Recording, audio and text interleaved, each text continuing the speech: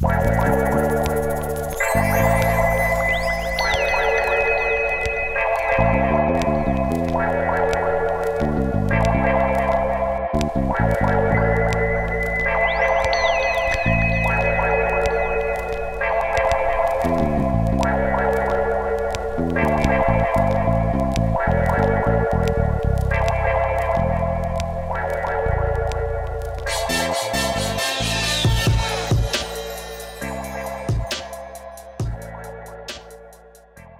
you hear on the news like 86 people died today from this, you know what I'm saying, 3,000 people died in the flood, you know, these many soldiers died over in Iraq or whatever, it's easy, especially the larger the number is, like the Holocaust, the larger the number is, to disassociate yourself with each one of those individuals' lives. Like you see like, oh yeah, 1 million people died. I don't know what 1 million anything looks like, you know what I'm saying? I've never had $1 million, I've never had 1 million friends, I've never had 1 million pennies. You know what I'm saying? So it's like, I don't really know what 1 million looks like. Yeah, it was bad. You know what I'm saying?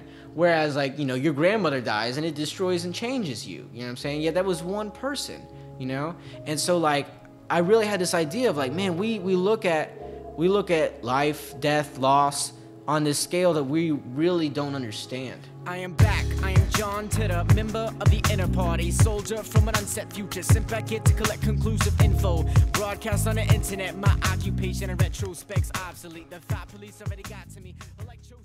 How many albums do you actually have that exist out there now? I was counting them the other day, and actual albums that you can, you know, get or might have still or something like that, there's over 23. Pretty much all produced with Swanberger. Yes, some of them, the Pinpricks is not produced by Swanberger. There was an EP and LP of that. Some of the stuff that I do that's more on the DIY tip might have a production, you know, contributed by different producers. But yeah, I'd say the majority of them is produced by Swan in that old style that we used to do. This is the first 50-50 album that we've done. You know, we're categorizing it Fahim, which is a term that was coined by the Soliloquist originally.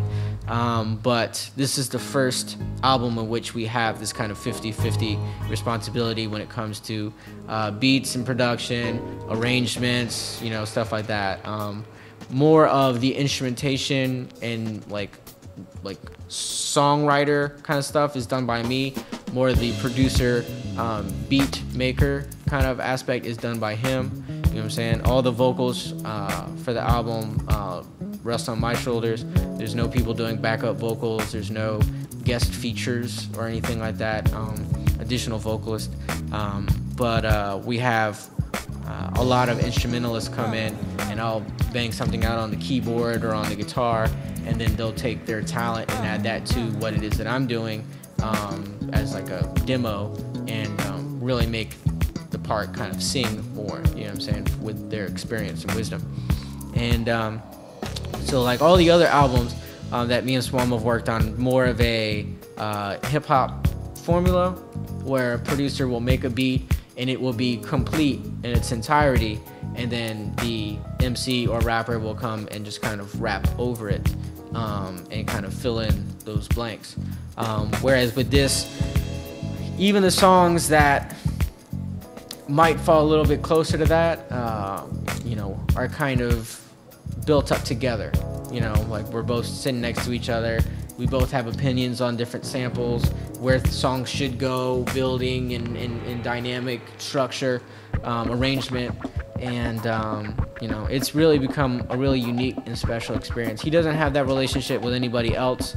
Anyone else that he produces for is usually just like, here's the complete beat. So it's cool to be able to share that with him, you know what I'm saying? And, you know, there's songs where he just does drums, and, you know, I'll fill in all the other instrumentation and bring in all the instrumentalists and just be like, this is the song that I made. And, you know, there's a few instances of that on the album. So it's cool to have it really be balanced. You know, it doesn't have one specific sound. It's two individuals making everything, so it shares a certain sound, yet it doesn't have the same presentation of that sound. You know what I'm saying? Like if you're to take the same like amount of letters and kind of switch them up and have different kind of words and stuff like that, that's the way the album is presented, where it's like there's a character almost. Like our sound is a character throughout the album, but it kind of like switches up and, you know, has different colors and stuff. What the hell was that he told me? Name's John Titter from a time where he knows me. Can't change the past, so hopefully I try. If nobody stands up, then everyone else dies. And may you never soon forget that destruction and devastation is what you get. Except he got to minimize damage, then stepped inside his time machine, whoop, and vanished.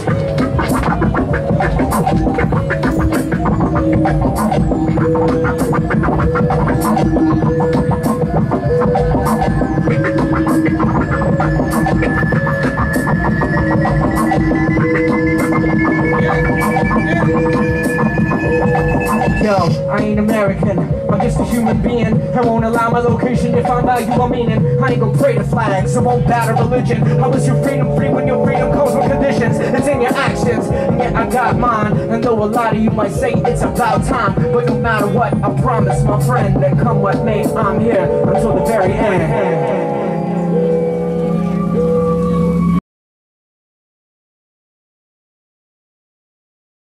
For my music, it definitely represents the closest thing to if Skip ever were a singular entity as an artist, you know what I'm saying, musician or otherwise, and I wasn't collaborating with people to create, I think this would be the closest definitely to that so far.